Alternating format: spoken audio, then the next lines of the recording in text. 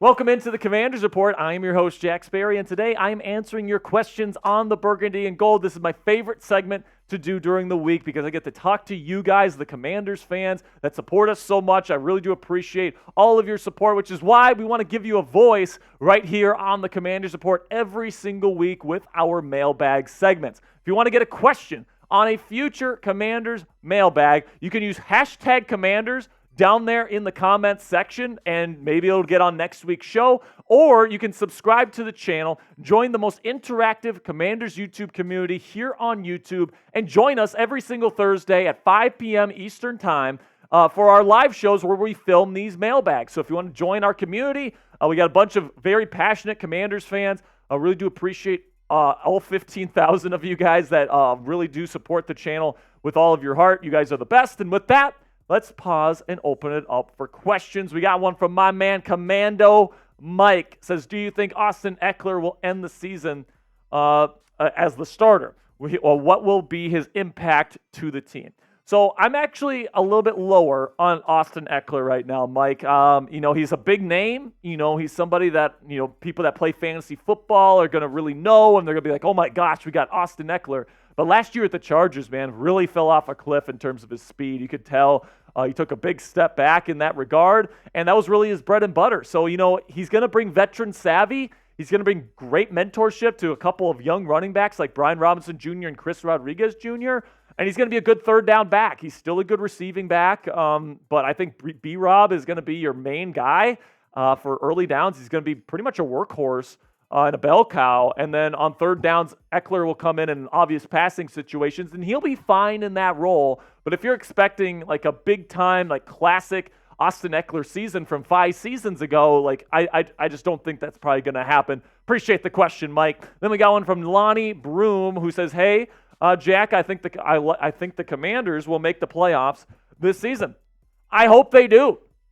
I really do, man. Jayden Daniels, I think if they're going to make the playoffs, the offensive line has to be a lot better than what they're projected to be. Because you don't really have a legit answer at left tackle unless you really believe in Brandon Coleman. Coleman's really going to have to exceed my expectations this year. Then Nick Allegretti's going to have to exceed my expectations this year. Andrew Wiley's going to have to play a lot better than he played just last season because, when it comes to offensively, especially when you have a rookie quarterback, you gotta be able to protect that guy, man. Rookie quarterbacks, when they're under pressure, they make mistakes. They fumble the football. They throw interceptions. They do all these things, and it's just better if there's good protection. And right now, I'm just not sure if I believe in the Commanders' offensive line as currently constructed. Now, if they get like David Bakhtiari in free agency, which would be a great move, I might change my tune a little bit here, man. And if Andrew Wiley can earn the money that the Commanders are paying him this year, I might change my tune. But based on what I've seen on film and, what the projection looks like heading into the year, I think the offensive line is going to be the main X factor that keeps Washington out of the playoffs. Appreciate your perspective, though, Lonnie. Then we got one from Riverboat Ronnie. Another Ronnie here. Lots of Anis over here, Commander Cully. Says, what player, if any, do you think is the most likely to be traded to the Commanders before the start of the season? Most likely, I'd probably say Dan Moore Jr., left tackle from the Pittsburgh Steelers.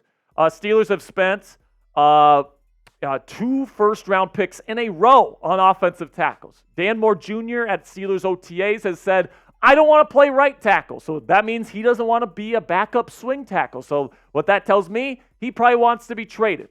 And the Commanders are a team that is in desperate need, in my opinion, of a starting left tackle that can play this year. Dan Moore Jr. is still young. He's got a great physical profile. He trains with Duke Manyweather, the best offensive line coach on the planet. I'd probably rather sign David Bakhtiari if I were the Commanders, or even get Donovan Smith before I'd get Dan Moore Jr., but you could do a lot worse than Dan Moore Jr., especially if you're only giving up a 6th or a 7th round pick for him. So who's your guy? Let me know down there in the comment section. Who do you want the Commanders to trade for before the season begins? If you don't want the Commanders to trade for anyone, let me know that as well down there in the comment section. This is going to be the pinned comment on today's show. So in just a second here, we're going to be talking about our sponsor at Fanatics. While I'm talking about Fanatics, go down there in the comment section and answer today's pin question. And with that, let's have a word from our sponsor here at Fanatics. Go to chatsports.com/Daniels to pick up a brand new Washington Commanders Jayden Daniels jersey, number 5. Get that in your collection today. And also, this helps out the channel, guys, because if you go to chatsports.com/Daniels, I'll put that link in the comments and description, and you make a purchase after clicking that link, Fanatics is going to send us part of the proceeds. So we really do appreciate your support. If you need a new Jayden Daniels jersey, you believe in this kid and the future of this franchise, you can go to chatsports.com/Daniels, make a purchase, and then not only do you get a new Jayden Daniels jersey, but you also help out the channel, which we greatly appreciate. All right, now we got one from JG. My man says, will Jayden Daniels' scrambling affect the performance of the offensive line? It might make up for some of it for sure. I mean, I like his pocket presence, and I like his ability to move out of structure. Now, in terms of his pure scrambling, where he's like throwing the football, it's actually not all that much that he does that, or at least that's what his college tape said. Right, he was somebody where if he wasn't going through his progressions in structure and he was leaving the pocket, he was pretty much always going to be a rusher. So, that means he's going to be running the football a lot, especially in his rookie season, in my opinion, because he's going to be under pressure a lot. He's not going to be able to get through 2-3 progressions with still a clean pocket. So, it's going to be challenging for Jayden Daniels behind this offensive line. However, if he thrives and he, can still play at a pretty decent rate behind that offensive line facing that much pressure against legit NFL defenses, I mean, we might have a superstar in our hands once the Commanders can eventually figure out the offensive line in years to come, man. So I think this is going to be kind of a trial by fire year for Jayden Daniels. I guess we'll see if he can handle the heat. Then we got one from Kurt Cobain. Gotta love that. It says, do you like the 3 safeties scheme? So they're going to be doing a lot of 3 safety stuff this year, it looks like. It looks like they're going to have Derek Forrest and Quan Martin as like their true safety types. And then they're going to have Jeremy Chin kind of play like a safety, linebacker, bandit kind of hybrid role where he's going in between. And I like that a lot. I mean, I think you look at the best defenses in football. You look at the New England Patriots and the Minnesota Vikings and, all these teams, Pittsburgh Steelers. They use a lot of 3 safety packages because it works. If you have these versatile players that are bigger safeties that can play as kind of like hybrid linebackers, use them. I mean, there's not a whole lot of great coverage linebackers in football. So if you have a bigger safety that can play a hybrid linebacker role, especially in your nickel formations and obvious passing situations, absolutely. Get that job done, man. Get those players in your building. And I love that the Commanders got one of those guys in Jeremy Chin this year. Really excited to see what he looks like in this scheme led by Dan Quinn and Joe Witt Jr. Then we got one from Jimmy Lake. Says, what do you think leads the Commanders in sacks this season? It could be a number of players. It could be Jonathan. It could be Duran. It could be Frankie Louvu. It could even be Bobby Wagner. He's still a great blitzing linebacker. It could be Dorrance Armstrong. I'm going to go with Frankie Louvu, though, because he's one of the best blitzing linebackers in football. This is going to be a defensive scheme that allows him to rush the passer very frequently, almost as, pretty much a true edge rusher is what he's going to be. He's going to be blitzing a lot. He's going to be threatening to blitz on pretty much every play. And if it's not him, it's going to be Jamin Davis or Bobby Wagner. They're going to be doing a lot of fun stuff this year defensively. I can't wait to watch it with you guys. But if I'd have to put my finger on one player, I'm going to go with Frankie Louvu because he's that good of a blitzer from the linebacker position. Now let me know down there in the comments section who will lead the Commanders in sacks this year. Predict it for me. Will it be Jonathan Allen? Will it be Daron Payne? Will Johnny Newton lead the team in sacks in his rookie season? Let me know what you guys are thinking down there in the comments section.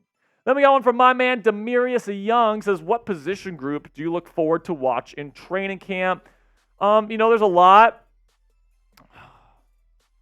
I'd have to say probably wide receivers because I love Scary Terry. I think he's a top 10 receiver in the game. I think he's been shafted by the quarterback play and the offensive play calling here for years, and he still, puts up big numbers, right? So once Jayden, really gets his sea legs under him, I can't wait to see what that combination is going to look like. I'm also interested to see how Luke McCaffrey looks because I thought on film he looked slow. Now, I know he tested well, but on film, he wasn't getting out of his breaks all that well. He didn't actually look that fast in a straight line perspective, at least not as fast as he tested. So I'm interested to see how he's progressed here in this next offseason because he's relatively new to the position. Maybe, he's taken some major steps forward during the draft process. I haven't seen him work out in person or anything like that. So I'm hoping Luke McCaffrey can take a step up. I'm hoping Jahan Dotson can come back and have a bounce-back season this year. I'm hoping De'Ami Brown can finally break out a little bit as a true receiving threat here. Wide receiver is a very interesting position to me. Also, Marcus Rosemy-Jacksaint, really interesting player. A UDFA out of Georgia. Mitchell Tinsley, who was a UDFA last year. Jamison Crowder can still play. They got a lot of really solid depth pieces in the wide receiver room this year. Very excited to see how they play during training camp this year. Now make sure you guys click that thumbs up icon if you are a Commanders Report Real one. You watch our videos, you've subscribed to the channel, you watch our videos regularly. You guys know clicking that thumbs up icon is the fastest and easiest way to help us out here at the channel. So help us grow our channel exponentially right now by clicking that thumbs up icon right now. Then we got one from my man Jonathan Taylor. Says, I don't care about the name of Commanders. I care about wins. Is that a bad take? No, it's not a bad take. All right. I think we all care about wins. I think the people that take issue with the name Commanders, it's not like they want to lose or that they don't care about the team winning. Okay. I think these are two separate issues, Jonathan, personally. Because personally, I'm somebody that wants them to change the team name. I don't like the name Commanders, but I definitely want the team to win, right? I don't think it's binary. You choose which one you want, right? So I would care about wins more, but I could choose between getting more wins and changing the team name. Obviously, I'm picking wins, but how about we change the name and we start winning? That'd be fantastic, man, because I'm not the biggest fan of the team name Commanders, but you know what? If they want to keep it, fine. Let's go out and win some football games. Then we got one from Peter Labovich. I hope I'm saying that right, my friend. Says, have you started looking to the 25 draft yet? Will Campbell, Kelvin Banks Jr. Honestly, Peter, I haven't really done much film study on that. Right now, I'm actually diving deep into current NFL quarterbacks for my quarterback rankings that I'm going to be releasing here in the next couple of weeks. So if you want to check me out on Twitter, at Jack_Sperry, I'm going to be putting out my quarterback rankings here relatively soon.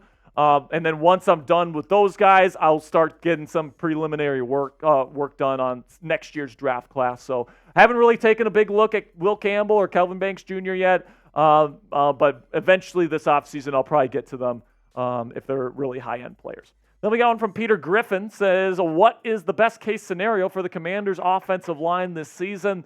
And if they reach that potential this year, how far can this team go? Best-case scenario, Jayden Daniels comes out of nowhere and is an awesome player, right tackle. Brandon Coleman is an awesome player and reaches his potential, left tackle. Nick Allegretti is the player he was, is a legit option at left guard. Check that. And then after that, Biotish is solid at center, and Cosme's great at right guard. So that's the best case scenario, is if Jayden Daniels, after missing his entire rookie season, comes in and replaces Andrew Wiley, because I think there's no hope for Andrew Wiley anymore. Then you get Brandon Coleman, who is still young. He's got long arms. He's a big body. He can move relatively well. At least he tested that way. He comes in, plays really good at left tackle. That's the best case scenario. If that happens, I think Jayden Daniels is good enough to get this team to the playoffs. All right, that's where I think they're at. I think the defense is going to be about league average or so. And then I think if this offensive line reaches its absolute maximum potential, this is going to be a top 15, maybe top 10 offense in the game. And with the culture that Dan Quinn is establishing here, I really think that this team's going to fight every single week. And that gets you to like 9-10 wins and close to a playoff berth for me. Okay, so that's probably the best case scenario for me.